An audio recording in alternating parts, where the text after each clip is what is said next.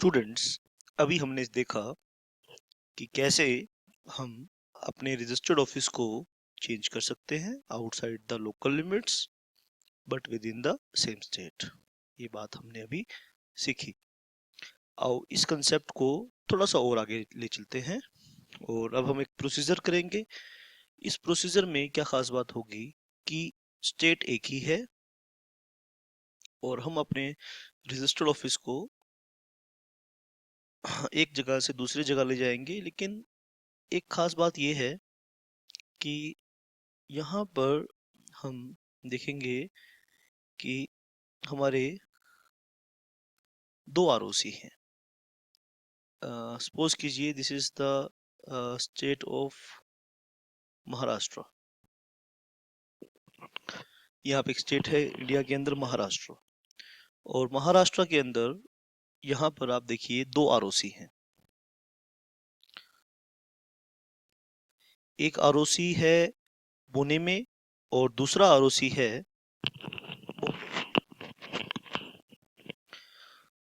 तो registered office हमारा है पुणे और मुंबई, राइट।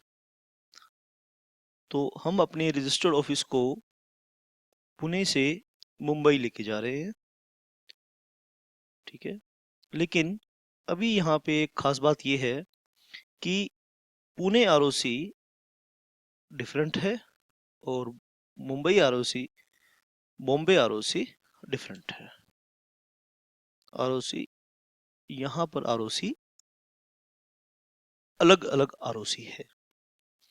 अब इसमें हमें, क्योंकि सेक्शन 12 सब सेक्शन 5 तो एप्लीकेबल होगा ही, क्योंकि बच्चों सेक्शन 12 सब सेक्शन 5 कहता है कि एसआर वहां पास करना है जहां पर आप अपने रजिस्टर्ड ऑफिस को एक लोकल लिमिट से दूसरी लोकल लिमिट के अंदर लेकर जा रहे हैं।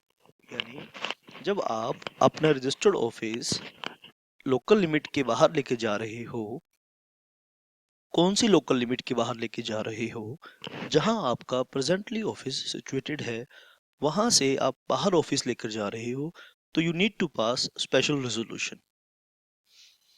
लेकिन अगर हम एक ही स्टेट के अंदर ऑफिस शिफ्ट कर रहे हैं, लेकिन from one jurisdiction from the jurisdiction of one ROC to the jurisdiction of another ROC हम चेंज कर रहे हैं, तो यहाँ हम ये स्पेशल केस सुन रहे हैं बेटा। हम यहाँ स्पेशल केस जो हम कर रहे हैं वो है change of registered office from the jurisdiction of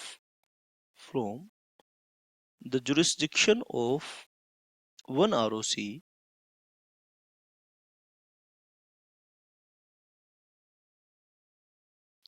to the jurisdiction of another ROC,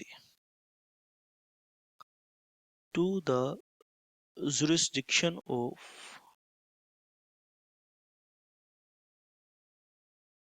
another ROC।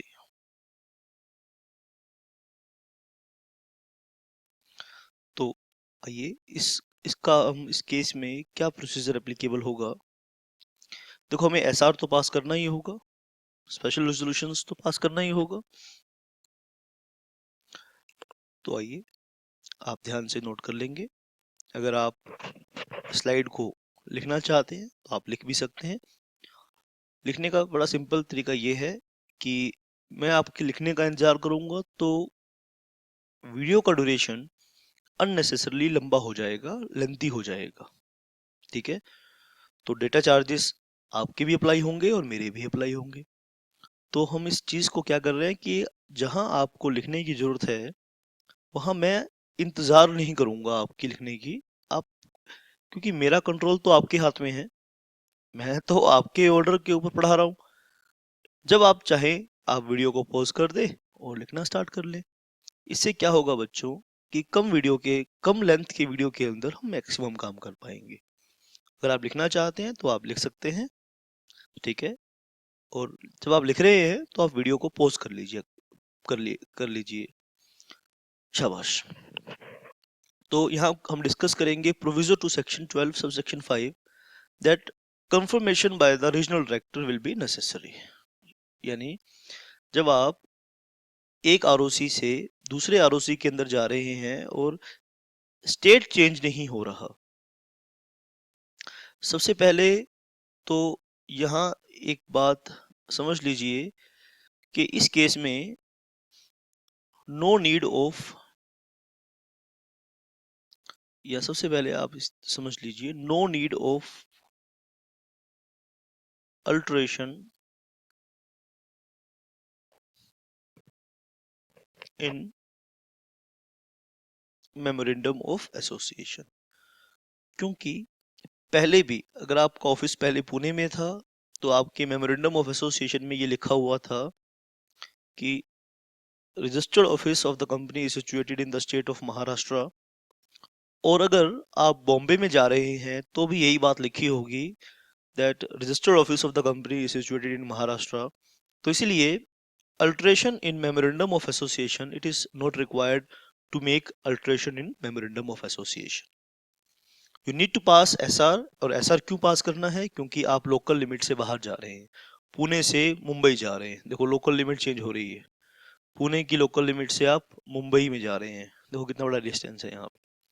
ठीक है सर, पुणे से मुंबई जा रहे हैं तो लोकल लिमिट के बाहर जा रहे हैं, इसीलिए एसआर पास करना होगा। ये लास्ट सेशन में हमने डिटेल में आपके साथ डिस्कस कर लिया है ये बात।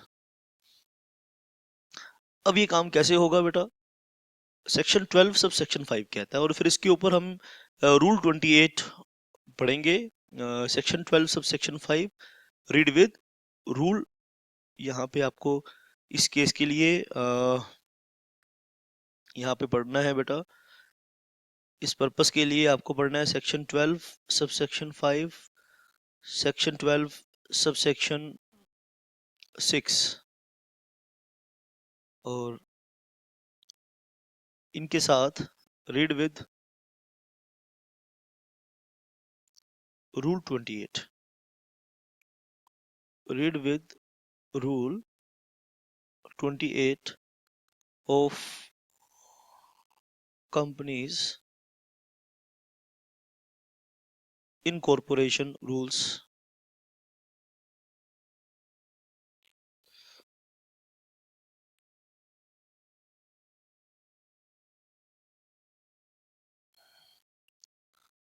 टू 2014। तो आपको ये बात ध्यान रखनी है, ये वाला पोर्शन आपको ध्यान में रखना है। शाबाश बेटा। Section 12 subsection 5 provides that confirmation by the regional director will be necessary। यानी रीजनल डायरेक्टर की कंफर्मेशन आपको लेनी होगी अगर आप अपना रजिस्टर्ड ऑफिस एक आरओसी से दूसरे आरओसी के पास लेकर जा रहे हैं। और ध्यान रखिए बेटा आपको, एंड ये चीज आप ध्यान में रखिए बेटा प्लीज। यहाँ पे कंफ्यूजन नहीं क्रिएट कर देनी है आपको। एक कंफ्यूजन यहाँ पे आप क्या करा सकते हैं बेटा? शाबाश बेटा। देखो बेटा ध्यान में रखना बेटा, ध्यान में बात रखनी है। अगर आप अपना office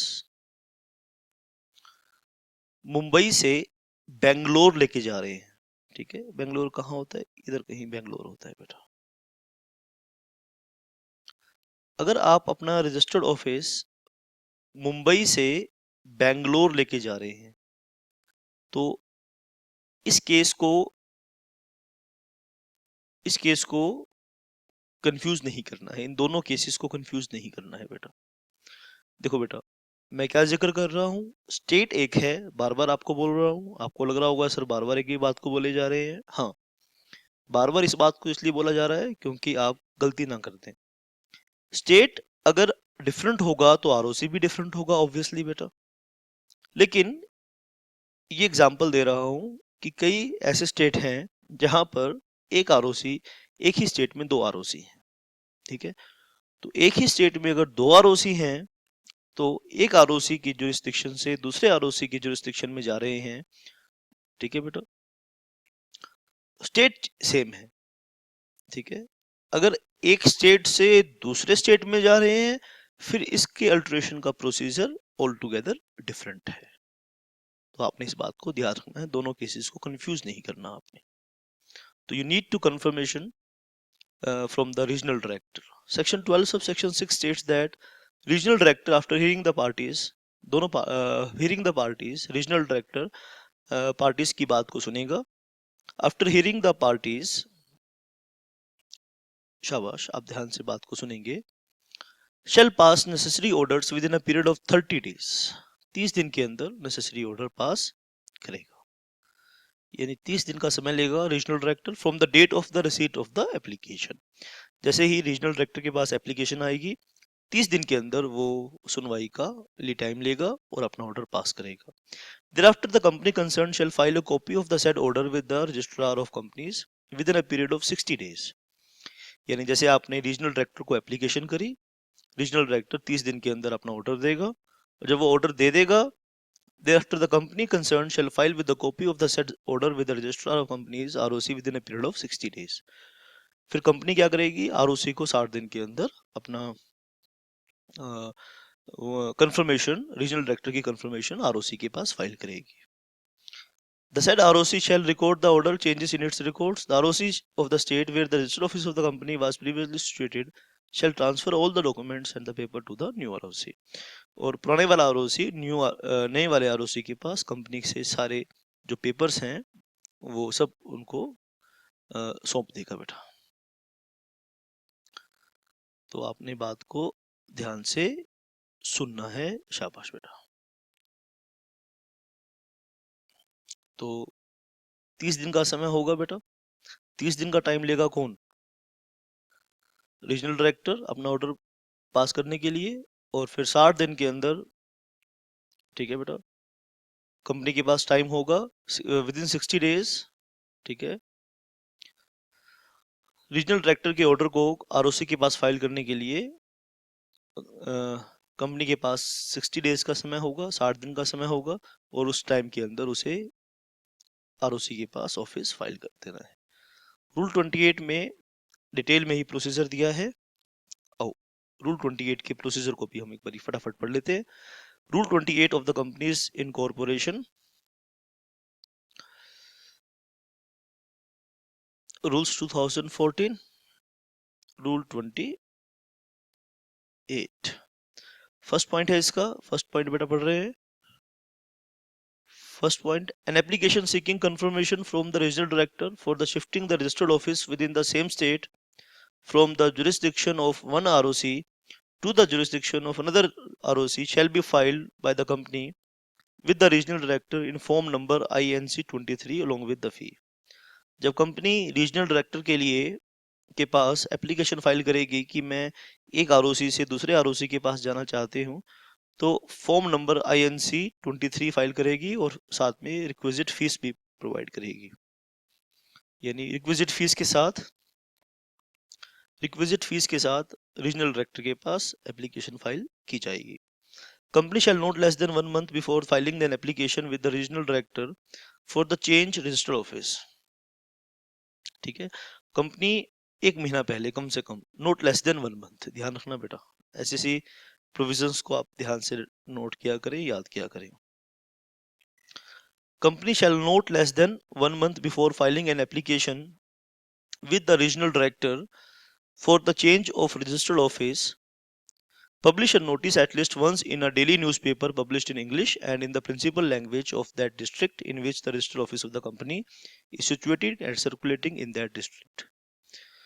And B, serve individual notice to each debenture holder, depositor, creditor of the company, clearly indicating the matter of application and stating that any person whose interest is likely to be affected by the proposed alteration of the memorandum may intimate his nature of interest and grounds of opposition to the regional director with a copy of the company within 21 days of the date of publication of that notice. And third, additional form number MGT 14 is to be filed with the registrar towards a special resolution. और जहां special resolution file होगा वहां form number MGT 14 तो file होगा ही होगा। तो ध्यान से आपने ये रूल 28 के प्रोविजंस को याद रखना है, शाबाश।